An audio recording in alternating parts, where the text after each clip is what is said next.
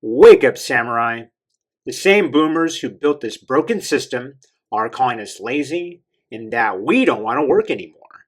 So grab your iron and let's mobilize. Huh. You just discovered what it takes to become a legend. Grab your iron. Let's mobilize. Welcome to Arasaka Tower. Time to party like it's 2023. Are not allowed on the premise.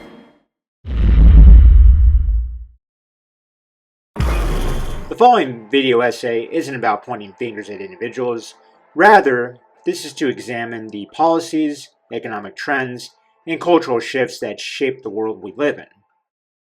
Boomers came from an age during an era of unprecedented prosperity. Yet the choices made during their prime years set the stage for systematic challenges that preceding generations have woken up to late-stage capitalism straight out of Cyberpunk 2077. Fucking forgot.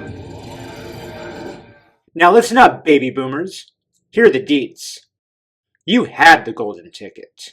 Your generation had an era of corpo-free dreams, real livable wages, climb like a premium netrunner on the rise, and home prices were pocket change.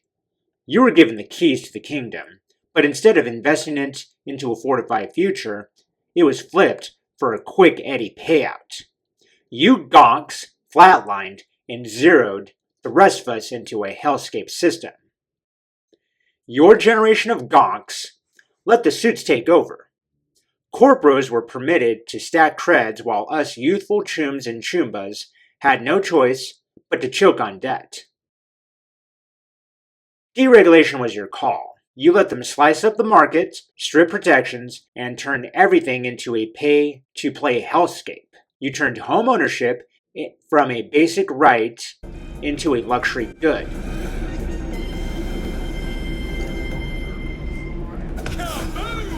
The education you got were pennies on the dollar, but you let tuition prices hit cyber psycho mode. The US dollar was backed by gold and silver coinage until a gonk like Nixon took it off the gold standard. Now we're drowning in loans while you sit pretty in retirement with your lavish vacations, gambling in Vegas with the walker parked right beside the slots or video poker, and living in senior care community while verbally abusing those who are trying to help you. You had the power to keep the system balanced. You fucking boomer gonks let greed jack into your brains. You sold the future for future stock options and short-term gains. Now we live in a world where corporos run the show, where we've got our own Aranobu Arasaka in the form of Elon Musk, who burns through cash on vanity projects while their workers get flatlined under the weight. Jeff Bezos and Morgan Blackhand might not share the same battlefield, but they knew how to exploit, eliminate, or buy out their competition. Let's not forget, we have a real-life atom smasher level private military contractors such as Blackwater, mercs for hire that collect their eddies in this modern-day dystopia. Where's the accountability, boomers? You set the dominoes, then act shocked when they crash.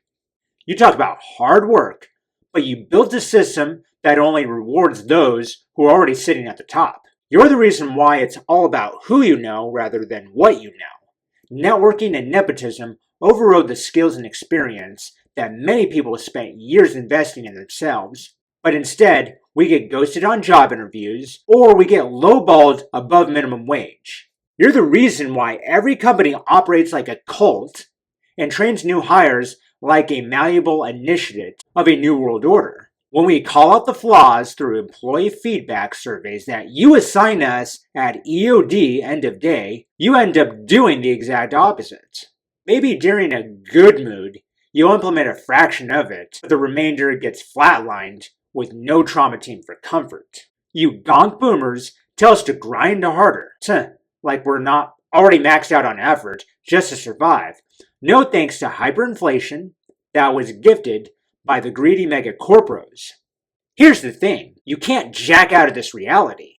The board game of Monopoly, you can always stop playing when you can't afford it anymore. Your Gonk generation participated in real-life monopoly that's inescapable. The consequences are here, and someone's got to clean up your mess. The future belongs to those of us still in the game that fight to make it right. However, many of us will be unnoticed legends no thanks to mega corporate media control. In Night City, you cannot be a legend unless you flatline to zero for a cause. You Gonk boomers will definitely be legends for your betrayal to anyone if it meant securing those eddies for your overbloated egos filled with narcissism or sociopathy. Read the book, A Generation of Sociopaths, How the Baby Boomers Betrayed America by Bruce Cannon Gibney. It was published in 2017, but it still holds to modern times in this late-stage capitalism.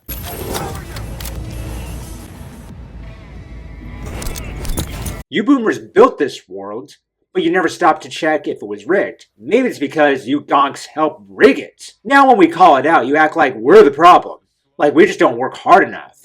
That's some corporal-grade gaslighting if I've ever seen it. Fucking Gonks. Let's recap on verified and factual events of the past. The post-World War II boom gave you rising wages, affordable homes, and accessible education. Instead of securing that prosperity for the long haul, you let greed take the wheel. You deregulated the banks, let speculative markets feast on housing, and sold out labor rights in exchange for cheap offshore production. Of insidious intent to lead you to an overwhelming question. Oh, do not ask, what is it? Let us go and make our visit.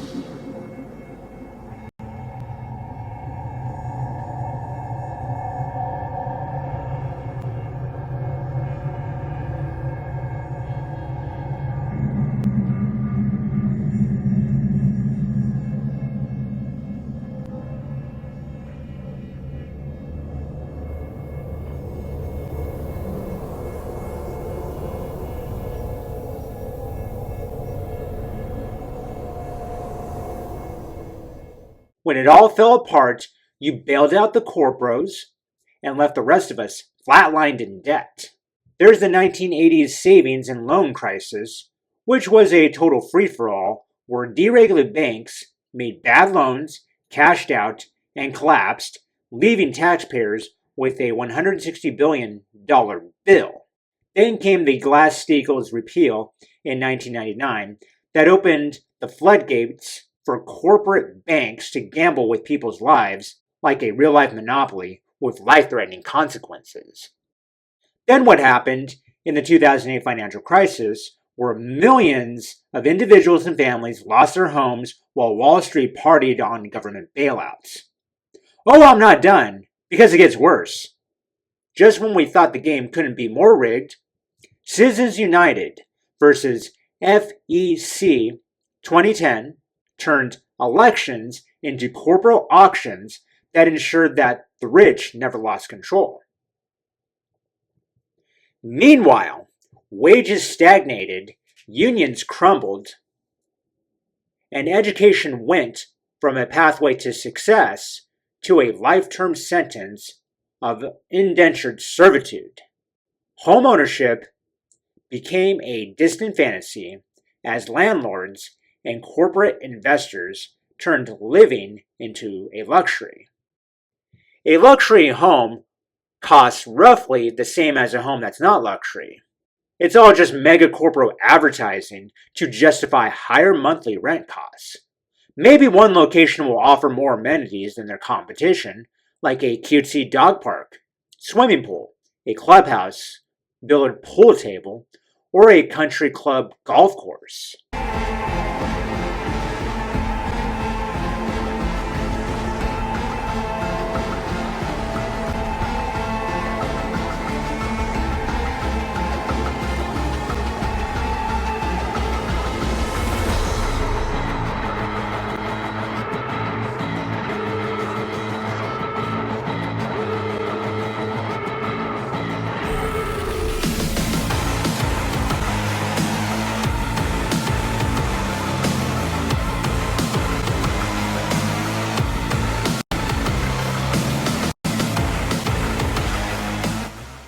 we started calling this out, what did we hear?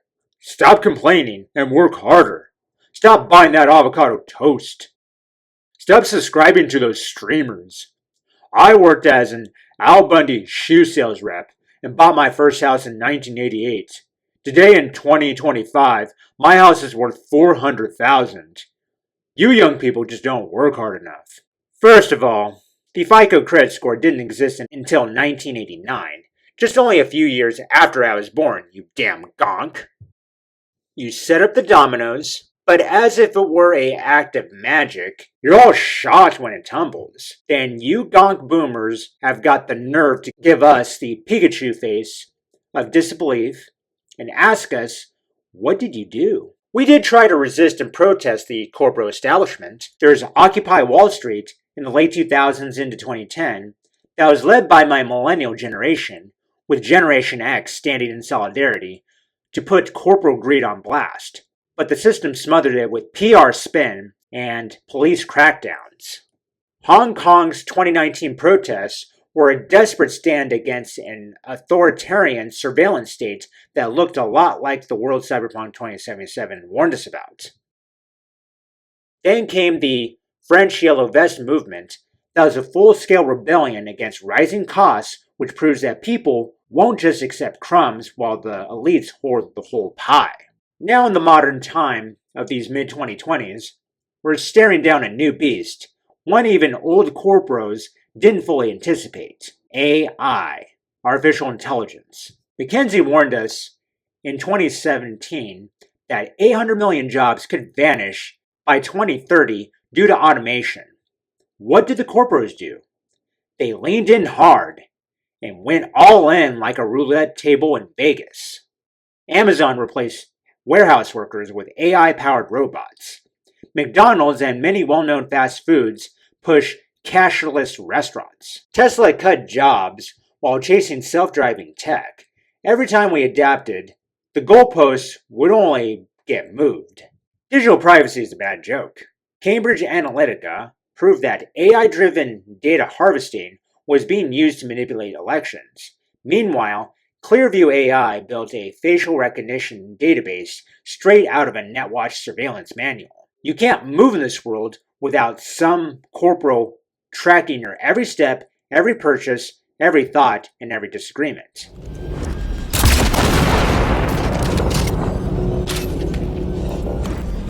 Fuck yeah. Nice. Delamain? Can you hear me? Doubt he can anymore. The US let its old world infrastructure rot. This would stall the tech, could have juiced up the future. Cracked roads, glitchy power grids, and corporal greed choking research funding meant microprocessor breakthroughs crawled like a toddler instead of sprinting like an NFL running back. If the system had kept up, we might have had a real-deal AI sooner at its prime quality output. Instead, it's rigged on outdated networks, now suddenly getting fresh chrome as a result of the 2020 pandemic's work-from-home demand. The suits rushed it out so they could chase eddies instead of stability and slap together black box algorithms with zero safeties. Now we're stuck in a digital Wild Wild West where AI runs hotter than it should, and has triggered a new arms race dictated by whose AI is better. AI deepfakes can fabricate events, impersonate politicians, and authorize banking withdrawals with a voice that ain't even theirs.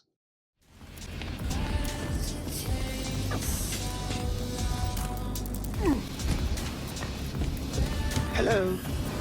Can you hear me? Get in, please. What happened to Delamain? He no longer exists.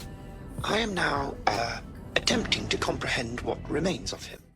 Let's talk about Hollywood. The WGA and SAG-AFTRA strikes 2023 weren't just about paychecks, but they were about keeping human creativity alive, while also getting fairly compensated for streaming shows at a reasonable percentage. They didn't want to be millionaires, but they wanted what was fair, so they may pay that mortgage in LA. The streamers flaunted their profit gains during the 2020 pandemic as record highs, but yet no profit sharing to those who helped make those shows and movies possible. The corpos wanted AI-written scripts, digital actors, and a world where art was just another soulless algorithm. Straight out of Night City, a city of dreams. City of Dreams!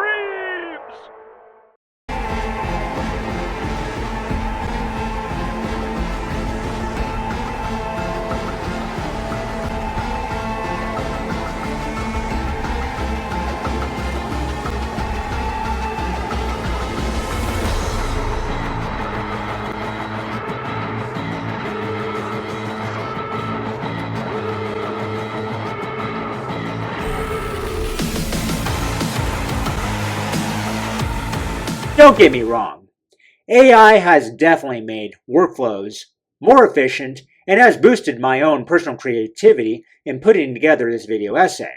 However, let's be real and acknowledge the deeds that without the human creative essence, then AI will never properly function. You still need skilled human beings to build the AI and the infrastructure to sustain it. If AI were to fall in the wrong hands, then expect a corporal war not fought with missiles or bullets, but by drones, cyber attacks, and mineral trade wars between leaders.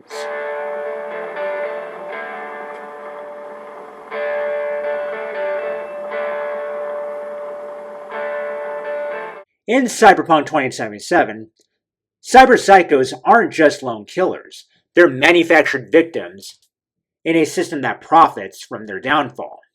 Mega corporations don't just neglect mental health, they monetize its collapse, upselling cyberware over real solutions.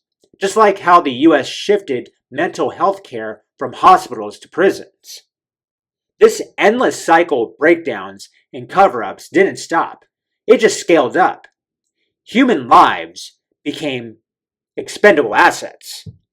During the boomers' coming of age, serial killers like Ted Bundy and Jeffrey Dahmer didn't exist in a vacuum. They thrived because the justice system was reactive, not proactive. Boomers had the chance to build a system prioritizing safety and mental health, but bureaucracy and complicity won. Instead of fixing cracks, society sensationalized killers for ratings, fueling their egos. Meanwhile, deinstitutionalization left thousands without care, pushing them into homelessness or prisons.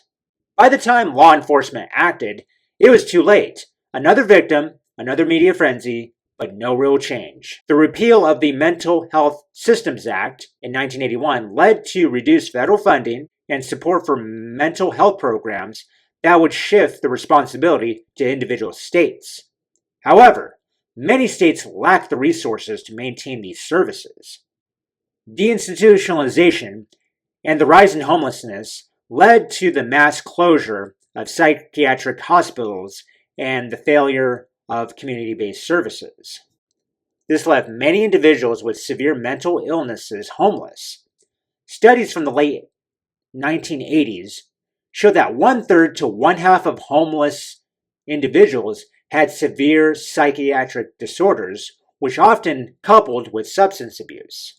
As mental health services diminished, jails and prisons increasingly house individuals with mental disorders. Just another example of systematic failure to provide appropriate mental health care and making mental illness a criminal offense, while also building prisons as sung by System of a Down. The boomers weren't just handed a preem gig with access to top-tier knowledge, they were straight up warned about the corporal war machine before it hit overdrive. President Eisenhower's farewell speech in 1961 laid out clear as day, beware of the military-industrial complex. Instead of pulling the plug, the boomers juiced it up. They marched against the meat grinder of Vietnam, only to later turn around and cheer for every chrome-plated war effort that followed. From backing endless conflicts to voting for suits who greased the war machine with taxpayer eddies. They went from rebels to enforcers that paved the way for corporate-backed warfare, surveillance-badged states, and black budget ops that make today's dystopia look like a preem business plan. Boomers love to call out younger generations for being glued to their phones. But let's not forget, they were the original Gonk brain dance addicts. TV was their smartphone, their endless scroll, their dopamine drip, and ultimately their own modern-day brain dance. From mindless sitcoms to fear-mongering news cycles, these pre-net runners had a steady diet of passive entertainment and sensationalism. They mocked millennials and Gen Z for TikTok, YouTube, Facebook, Instagram, Snapchat, and Twitch, as well as many more down the list. Yet they spent decades absorbing corporate, curated narratives, tabloid scandals, and brain-numbing infomercials. Boomers pioneered mass media addiction, only to later run the same mega-corpo empires for a steady stream of eddies. However, what they underestimated is that we can interact with ours by creating movements online that surpass Occupy Wall Street. We can become our own content creator that has already surpassed legacy media. Now then, don't misinterpret my video essay as a primary bash upon boomers, because not all boomers are bad. After all, the universe of Cyberpunk 2077 was created by a boomer, Mike Pondsmith. In 1988, our Telestorian Games released Mike Pondsmith's Cyberpunk, the role-playing game of the dark future.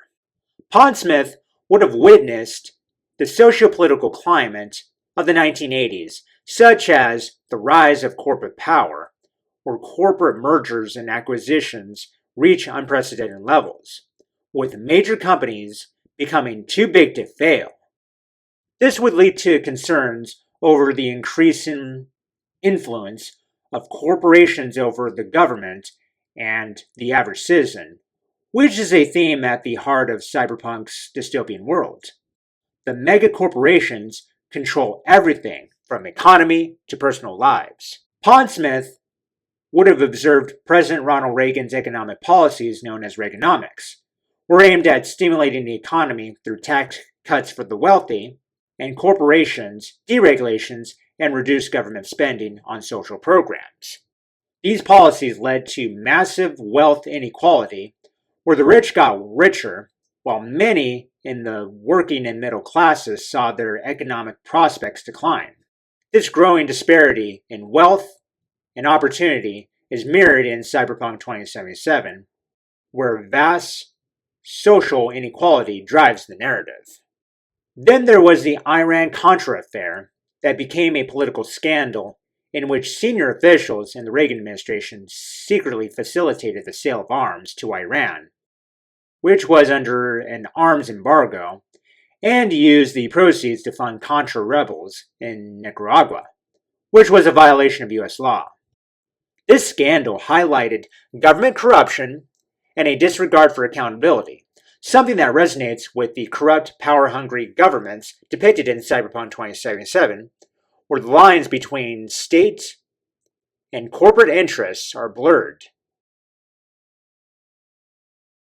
These events would have deeply influenced Pondsmith's vision of a future where government corruption, corporate greed, and economic inequality have reached dangerous extremes. His vision was more than just a work of fiction. This was a cautionary tale about where unchecked power could lead. As Pondsmith himself stated in an interview, Cyberpunk was a warning, not an aspiration. Mike Pondsmith was ahead of the curve because, as the creator of the Cyberpunk universe, he emphasized the genre's focus on individual rebellion against oppressive systems. He stated, "I built a world where the people were rebels." So you see, not all boomers are bad. Education needs to be the backbone of progress, but somewhere along the way, the corporos and the suits turned it into another hustle. The system got jacked. It was more about numbers on a spreadsheet than actually wiring people's minds for the future. In the United States, there was the No Child Left Behind Act of 2002.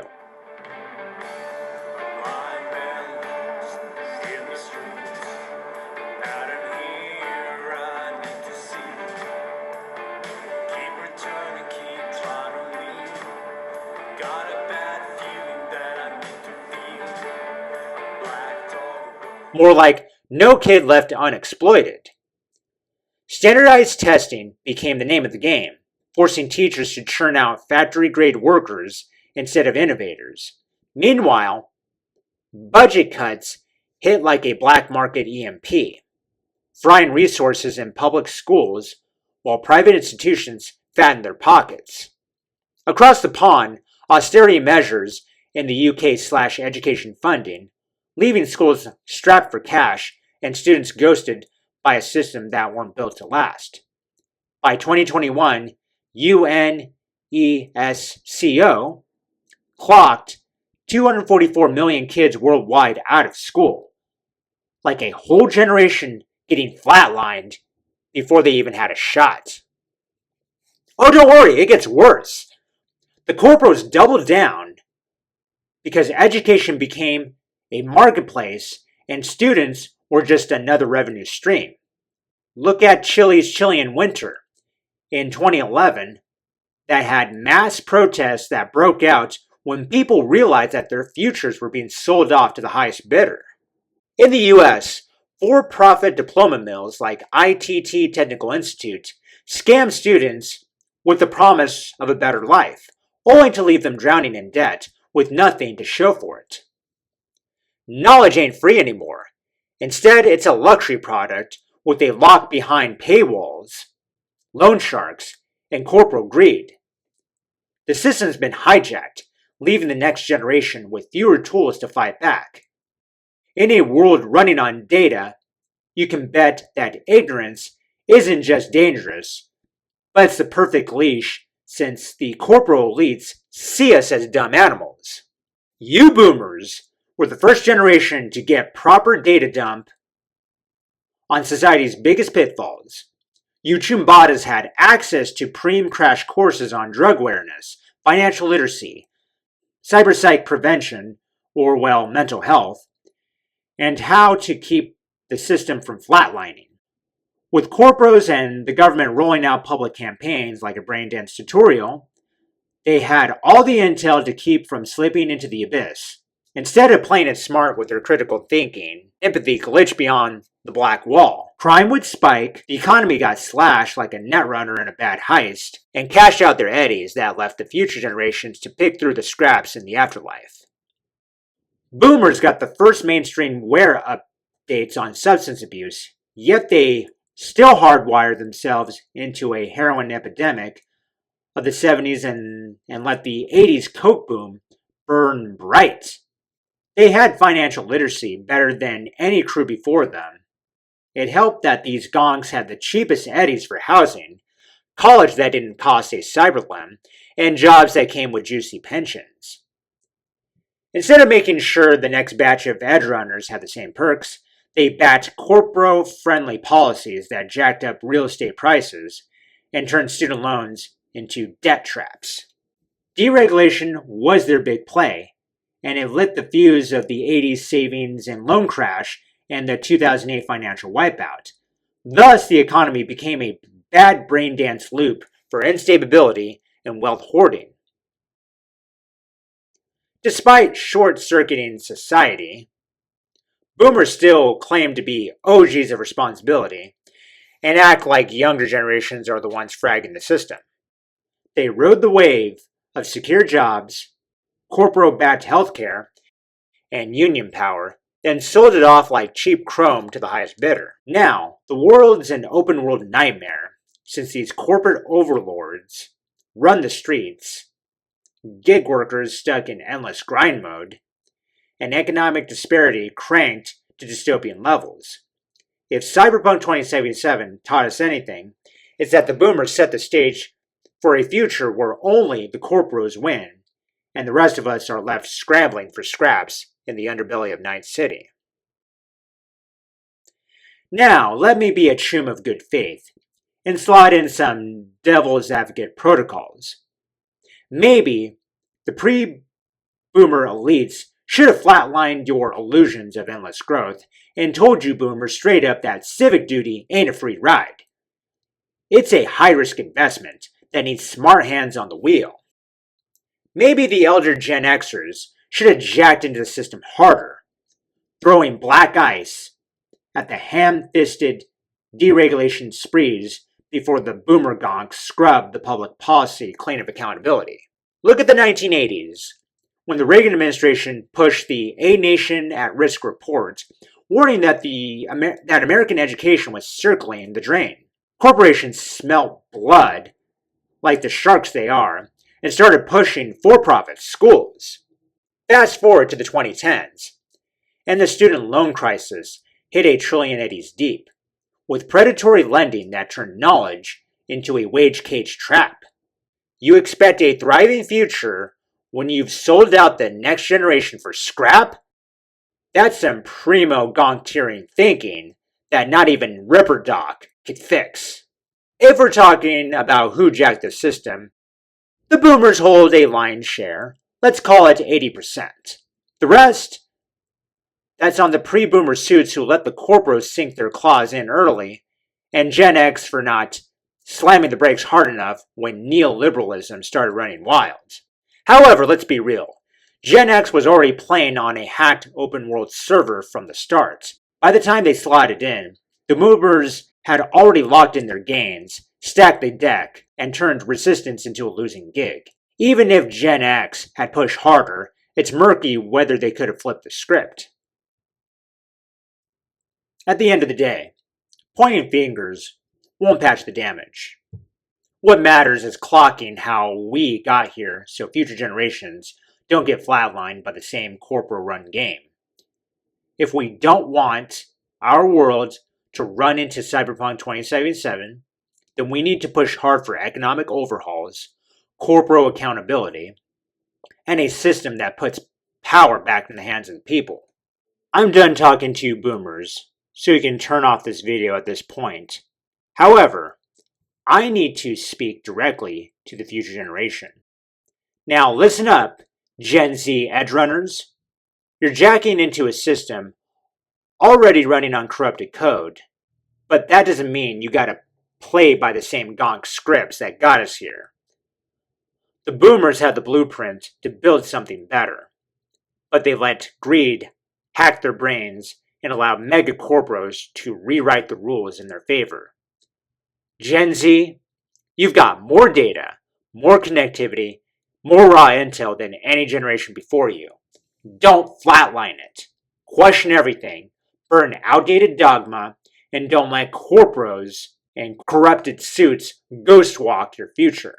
If you don't fight to rewrite the script now, you'll be just another set of pawns running the same corrupted code that'll leave you broke, burned out, and blinded by the greed virus. Gen Z, do not be the next boomers, or we're all getting flatlined again. Now listen up, Gen Alpha and Gen Beta edgerunners. The eldest of the Alpha pre-netrunners are 14 at the time of this recording, and Beta are fresh off the production line. But I'm counting on you to keep Gen Z in check. By the time you chumbadas start running the grid, if they start acting like gonks and fall for the same corporate traps, then ice their bad habits before they frag the future. Set the tone, carry the example, and don't let history loop into another dystopian system. The corporos will continue to watch and adapt their tactics on each of you fresh models. You'll need to be smarter, faster, and ready to override their sus programming, or else we'll get flatlined again. To my millennials and Gen X edgerunners, if you made it this far, then you know what time it is. You've got a duty, we've got a duty, to protect and empower the next generation with knowledge and wisdom, so it never gets lost beyond the black wall. The system's more glitched than ever, education's in worse shape than when we were kids, and some Gen Zs are already running boomer trait protocols. The youth are getting jacked into a brain rot content, feeding their dopamine loops, while skipping the full context of discussions, just like the boomers before them. That means we can't slack. We have to be smarter, faster, and ready to override every piece of corrupted code designed to flatline critical thinking. When the new gen proves their integrity, accountability, and drive to innovate, then and only then do we pass the torch. Until then, it ain't time to be legends of the afterlife. Not yet. Not until we've built the foundation the boomers failed to lay.